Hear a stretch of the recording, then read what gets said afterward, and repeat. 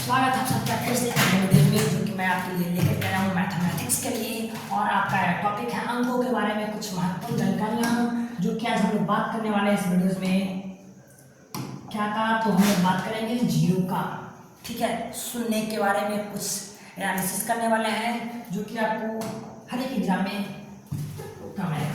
तो सबसे पहले हम लोग शून्य के बारे में जानते हैं। कहा जाता है क्या इसकी जो खोज हुई थी वह कहाँ हुआ था भाई? तो भारत में कौन किया था? तो आर्यभट्ट, ठीक है। और इनका खोज को किसने किया था? तो आर्यभट्ट ने किया था। और किसी संख्या के दाईं तरफ अगर शून्य को लगाने से वह कितना गुना होता है? तो 10 गुना होता है। अगर मान लीजिए मेरे पास 2 रुपया है, अगर इसमें हम लोग साइड में 10 से गुना कर देते हैं, रिजल्ट क्या देता है? तो 20 देता है। लेकिन कहा जा रहा है कि अगर 2 है, इसके साथ दाईं तरफ हम लोग शून्य लगा लेते हैं, तो यह हमारा कितना बढ़ जाता है भाई? तो 10 गुना बढ़ जाता है। यह इसका कहने का अर्थ हुआ, ठीक है। किसी भी संख्या में अगर हम लोग जीरो दाईं तरफ इंक्लूड कर लेते हैं तो हमारा कितना गुना बढ़ जाता है? तो 10 गुना। फिर आप अगला पॉइंट है, इसमें किसी संख्या से शून्य जोड़ा जाए या संख्या पर कोई प्रभाव नहीं पड़ता है। जैसे मान लीजिए हम लोग सबसे 10 प्लस 0 लेते हैं, क्या रिजल्ट में कोई फर्क पड़ेगा क्या?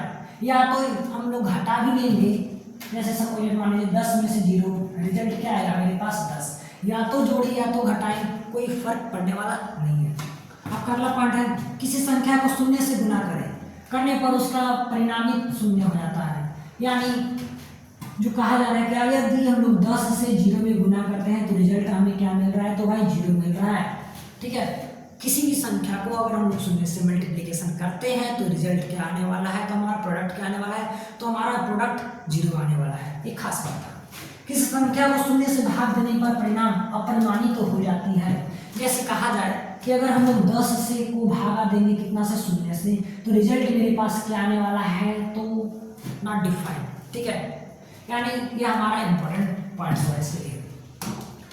अब आगे बात करते हैं हम लोग क्या, किसी संख्या की घात शून्य लगाने पर, यानी किसी संख्या की घात शून्य लगाने पर उसका मान क्या होता है भाई? तो 1। जैसे देखिए एग्जाम्पल के अगर हम लोग लेते हैं क्या, तो मान लीजिए मेरे पास 10 है, 10 के पावर अगर हम लोग कहता है क्या किसी घात शून्य लगाने पर उसका मान क्या होता है भाई? 0 रहता है। जैसे 10 की पावर 1 करते हैं, रिजल्ट क्या मेरे पास आने वाला है?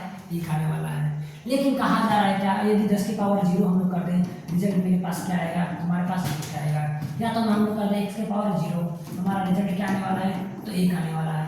यानी कहा जा रहा है किसी संख्या की घात शून्य हो तो उसका क्या होता है वैल्यू? तो 1 होता है। अगला हमारा ना तो शून्य हमारा क्या होता है? तो सम होता है, और ना ही तो हमारा विषम। यानी ना तो हमारा इवन है ना तो हमारा ऑड है। और भाई तो शून्य। अगला पॉइंट इसमें है क्या, किसी भी संख्या, ठीक है, किसी भी संख्या के इकाई के स्थान पर 0 और उस संख्या पर कितनी भी घात लगा दो तो इकाई अंक शून्य ही रहता है। ऐसा इसमें दिया गया है। अगर इसमें कहा जा रहा है क्या कि कोई संख्या है, मान लीजिए मेरे पास 10, ठीक है, कहता है कितनी भी घात लगा दो, 2 इकाई अंक शून्य ही रहेगा। अगर मान लीजिए हम लोग यहाँ 10 की पावर 2 देते हैं तो इसका रिजल्ट क्या आने वाला है? तुम्हारा 100 आने वाला है। या यदि 10 की पावर हम लोग 3 देते हैं, इकाई अंक क्या आने वाला है? तो हमारा शून्य ही रहेगा। इसका कहने का अर्थ यह होगा, ठीक है। यहाँ पर मिसप्रिंट है। चलिए हम लोग आगे देखते हैं। इसमें आपका अगला पॉइंट है क्या, शून्य का आविष्कार किसने किया है? तो आर्यभट्ट ने किया। कब किया? तो यह 500 साल पूर्व, यानी कि यहाँ पे इन्वेंशन क्या है? 628 ईस्वी में ब्रह्मगुप्त नामक विद्वान ने भी क्या किया था? तो गणित में पहली बार शून्य और उसके सिद्धांतों को परिभाषित किया था। लेकिन उससे पहले ही 500 ईसा बाद आर्यभट्ट ने शून्य की खोज कर ली थी। अब जानते हैं ये हमारे क्या है भाई? तो आर्यभट्ट साहब जिन्होंने 0 के आविष्कार किया था हमारे यहाँ।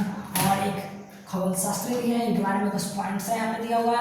कहा गया क्या, आर्यभट्ट को भारत का पहला गणितज्ञ माना जाता है। अगर हम लोग बात कर लेते हैं father of mathematics in India, तो हम लोग बात करेंगे इनके बारे में, जो आपको अभी दिख रहे हैं यहाँ पे आर्यभट्ट, इन्हीं को कहा जाता है father of mathematics in India. लेकिन अगर हम लोग बात कर लेते हैं पूरे विश्व की, तो वहाँ पे हम लोग जानकारी लेने का तो आर्किमिडीज के बारे में, ठीक है। हम बात करते हैं इनके बारे में, हम लोग क्या शून्य के महत्व को समझाया और इसके इस्तेमाल को प्रचलित किया। आर्यभट्ट ने पाई के लिए भी संयुक्त मान 3.1416 तक किया था। यानी जो हम लोग पाई का मान देखते हैं ना, यहाँ पे पाई का मान क्या कहता है? तो हम लोग पाई का मान 3.141, ठीक है, जो कि यहाँ पे दर्शाया गया है। पाई का मान हम लोग और क्या जानते हैं? तो 180 जानते हैं। पाई का मान और क्या जानते हैं? तो हम लोग 22/7 जानते हैं, यानी कि मान देने वाले कौन थे? तो हमारे आर्यभट्ट साहब थे। अब आर्यभट्ट के बारे में कुछ और हम लोग पॉइंट्स जान लेते हैं भाई। तो कहा था आर्यभट्ट का जन्म कहाँ हुआ था? तो आर्यभट्ट कहाँ के थे भाई? तो बिहार यानी पाटलिपुत्रा में हुआ था, जो आज बिहार की पटना में है, यानी कि अभी पाटलिपुत्रा है उसका नाम है, और वहीं पर उनका जिनका जन्म हुआ था तो आर्यभट्ट का। आर्यभट्ट ने प्राचीन भारतीय गणित का एक प्रसिद्ध ग्रंथ आर्यभट्टियम में लिखा था। आर्यभट्ट ने यह सिद्धांत दिया था कि धरती गोल है पर सूर्य के चारों ओर चक्कर लगाती है। आर्यभट्ट ने अपने कार्य में अर्धजया के नाम से साइन की अवधारणा पर चर्चा की थी, यानी जो हम लोग साइन कॉस पढ़ते हैं, जया अर्धजया को देने वाले कौन है? तो हमारे आर्यभट्ट। ये था हमारा शून्य और आर्यभट्ट के बारे में डिटेल्स। इस प्रकार से हम लोग अगले वीडियोज में लेकर के आएंगे 1 और 2 के बारे में डिटेल्स। अगर आपको वीडियो अच्छा लगा हो तो आप लोग लाइक शेयर जरूर कीजिएगा, तभी हम नेक्स्ट वीडियो लेकर के आऊँगा।